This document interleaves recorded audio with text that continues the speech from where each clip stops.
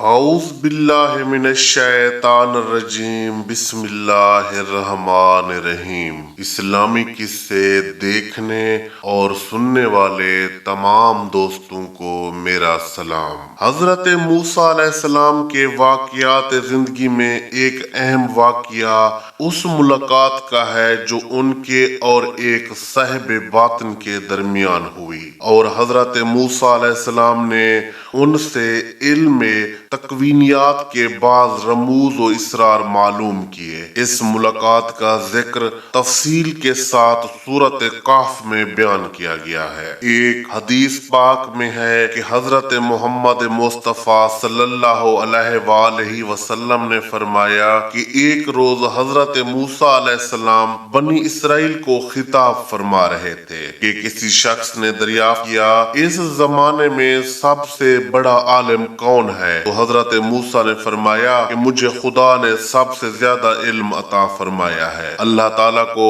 ان کی یہ بات پسند نہ آئی اور ان پر عتاب ہوا کہ تمہارا منصب تو یہ تھا کہ اس کو علم الہی کے سپرد کرتے اور کہتے واللہ عالم، اور پھر وہی نازل فرمائی کہ جہاں دو سمندر ملتے ہیں وہاں ہمارا ایک بندہ ہے جو بعض امور میں تجھ سے زیادہ علم و دانا ہے۔ حضرت موسیٰ علیہ السلام نے عرض کیا، پروردگار تیرے اس بندے تک رسائی کا کیا طریقہ ہے؟ اللہ تعالیٰ نے فرمایا کہ مچھلی کو اپنے توشہ دان میں رکھ لو، بس جس مقام پر مچھلی گم ہو جاوے اسی جگہ وہ شخص ملے گا۔ حضرت موسیٰ علیہ السلام نے مچھلی کو توشہ دان میں رکھا اور اپنے خلیفہ یوشع بن نون علیہ السلام کو ساتھ لے کر مرد صالح کی تلاش میں روانہ ہو گئے۔ جب چلتے چلتے ایک مقام پر پہنچے تو دونوں ایک پتھر پر سر رکھ کر سو گئے۔ مچھلی میں زندگی پیدا ہوئی اور وہ زنبیل سے نکل کر سمندر میں چلی گئی۔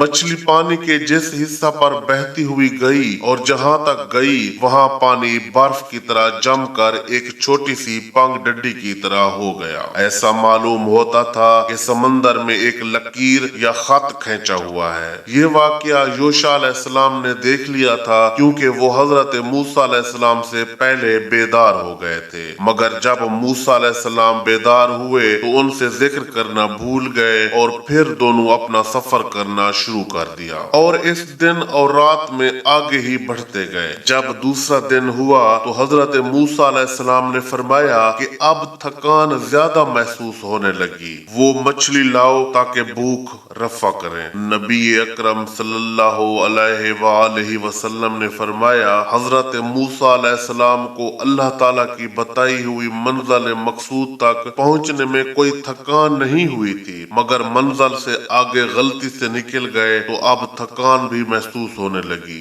یوشع علیہ السلام نے کہا، آپ معلوم رہے کہ جب ہم پتھر کے چٹان پر تھے تو وہیں مچھلی کا یہ تعجب خیز واقعہ پیش آیا کہ اس میں حرکت پیدا ہوئی اور وہ مکمل زنبیل میں سے نکل کر سمندر میں چلی اور اس کی رفتار پر سمندر میں راستہ بنتا چلا گیا۔ میں آپ سے یہ واقعہ کہنا بالکل بھول گیا، یہ بھی شیطان کا ایک چرخہ تھا۔ حضرت موسیٰ علیہ السلام نے فرمایا کہ جس مقام کی ہم کو تلاش ہے وہ وہی مقام تھا، اور یہ کہہ کر دونوں پھر ایک دوسرے سے بات چیت کرتے ہوئے اس راہ پر لوٹے اور اس پتھر کی چٹان تک جا پہنچے۔ وہاں پہنچے تو دیکھا کہ اس جگہ عمدہ لباس پہنے ہوئے ایک شخص بیٹھا ہے۔ حضرت موسیٰ علیہ السلام نے اس کو سلام کیا۔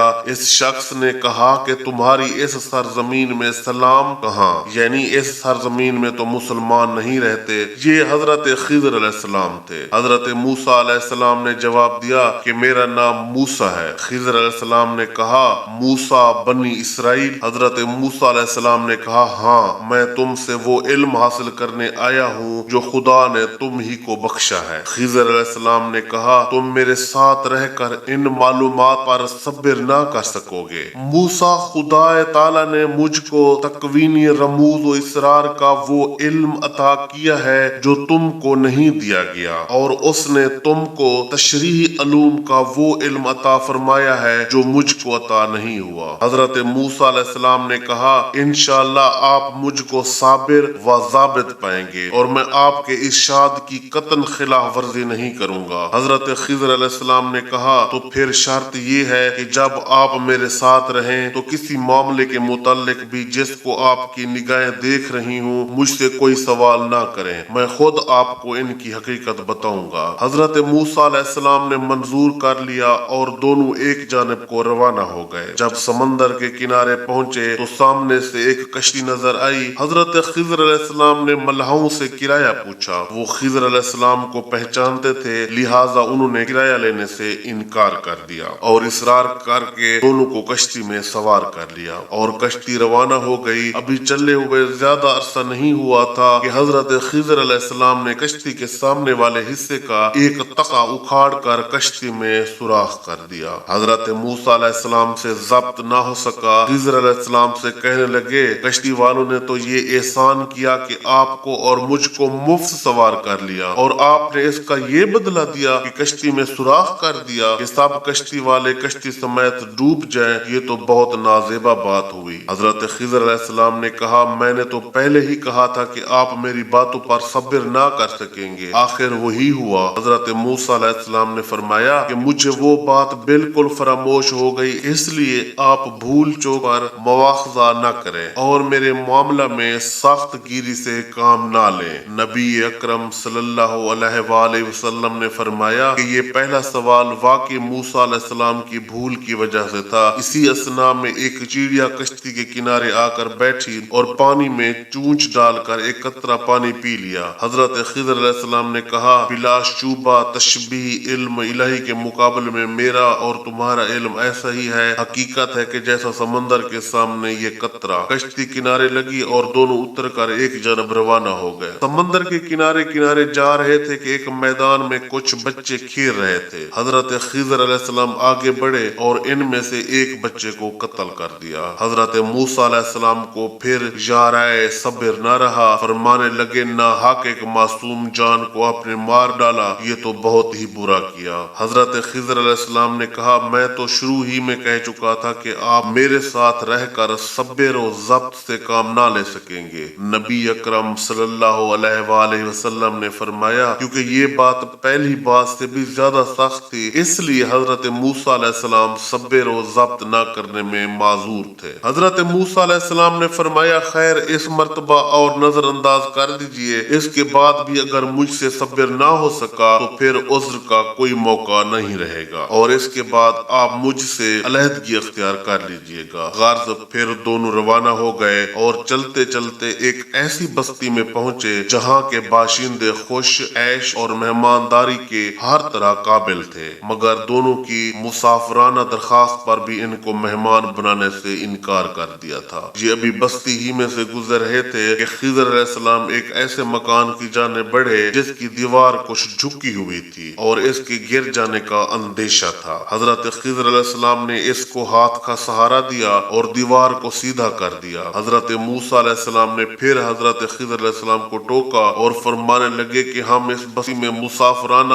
وارد ہوئے، مگر اس کے بسنے والوں نے نہ مہمانداری کی اور نہ ٹکنے کو جگہ دی۔ آپ نے یہ کیا کیا کہ اس کے ایک باشندے کی دیوار کو بغیر اجرت درست کر دیا؟ اگر کرنا ہی تھا تو بھوک پیاس کو دور کرنے کے لیے کچھ اجرت ہی طے کر لیتے۔ حضرت خضر علیہ السلام نے فرمایا، آپ میری اور تمہاری جدائی کا وقت آ گیا ہے، اور پھر انہوں نے حضرت موسیٰ علیہ السلام کو ان تینوں معاملات کے حقائق کو سمجھایا اور بتایا کہ یہ سب من جانب اللہ وہ باتیں تھیں جن پر آپ صبر نہ کر سکے۔ یہ واقعہ نقل کرنے کے بعد نبی اکرم صلی اللہ علیہ وآلہ وسلم نے فرمایا، ہمارا جی تو یہ چاہتا تھا کہ موسیٰ علیہ السلام تھوڑا صبر اور کرتے اور ہم کو اللہ تعالیٰ کے اسرار اور تکوینی علوم کی مزید معلومات ہو سکتی۔ جب حضرت موسیٰ اور حضرت خضر علیہ السلام کی مفارقت ہونے لگی تو خضر علیہ السلام نے ان واقعات کی جو حقیقت بیان کی، قرآن عزیز نے سورۃ کاف میں اس واقعے کو بیان کرتے ہوئے ظاہر کیا ہے، جس کا ترجمہ یہ ہے، بس اب مجھ میں اور تم میں جدائی کا وقت آ گیا ہے۔ ہاں، جن باتوں پر تم سے صبر نہ ہو سکا ان کی حقیقت تمہیں بتلاتے دیتا ہوں۔ سب سے پہلے کشتی کا معاملہ لو، وہ چند مسکینوں کی تھی جو سمندر میں محنت مزدوری کرتے تھے۔ وہ جس طرف بڑھ رہے تھے وہاں ایک بادشاہ ہے ظالم، جس کی اچھی کشتی پاتا ہے زبردستی لے لیتا ہے۔ میں نے چاہا اس کی کشتی میں ऐब डाल दूं ताकि ऐबी समझ कर इसको छोड़ दे। रहा लड़के का मामला तो उसकी माँ बाप मोमिन है। मैं ये देख कर डरा कि ये उन्हें सरकशी और कुफ्र करके अजियत पहुँचाएगा। बस मैंने चाहा कि इनका परवरदिगार इस लड़के से बेहतर उन्हें लड़का देगा, दीनदारी में भी और मोहब्बत में भी। और वो जो दीवार दोस्त कर दी गई तो वो शहर के 2 यतीम लड़कों की है जिसके नीचे इनका खजाना गढ़ा हुआ है। इनका बाप एक नेक आदमी था। बस तुम्हारे परवरदिगार ने चाहा दोनों लड़के अपनी जवानी को पहुँचे और अपना खजाना महफूज पाकर निकाल लें। ये इन लड़कों के हाल पर परवरदिगार की एक मेहरबानी थी जो इस तरह ज़हूर में आई। और याद रखो, मैंने जो कुछ किया अपने इख्तियार से नहीं किया बल्कि अल्लाह के हुक्म से किया। ये है हकीकत इन बातों की जिन पर तुम सब्र ना कर सकते।